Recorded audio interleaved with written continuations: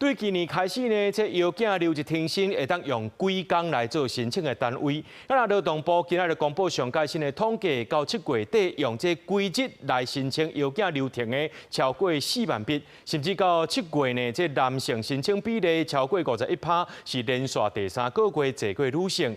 明仔載就是8月初8父親節咯，勞動部是認為講呢，或者藥檢留停的申請更較有春秋，也明顯提升到男性參與藥檢意願，和男女更加平等。爸爸佇公園陪囡仔，算甲真歡喜。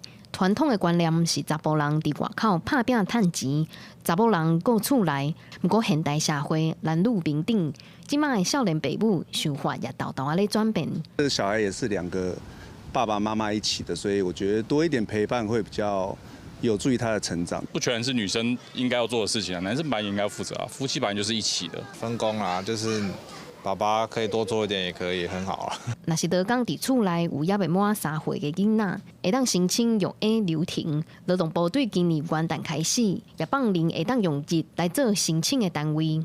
根據勞動部的統計，1月到7月已經有超過4萬筆的申請，而且7月份男性申請的比例超過51%，已經連續第3個月，爸爸來申請的比媽媽更較濟。7月單月男性申辦比重已經達到51.9%了，較6月的50.7% 有持續的增加，而且這是自今年初開辦以來，男性的單月申辦比例連續第3個月超越女性。兵團認為，雖然開放用日申請較有春秋，但是目前的規定是袂當超過30天，對大多數的爸母來講，也是無夠用的。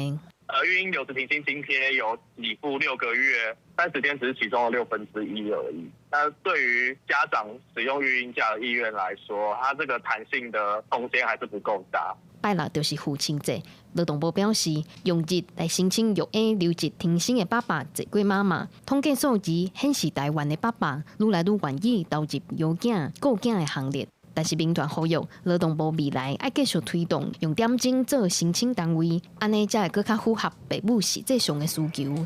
記者顧玉記、王志光台北報道。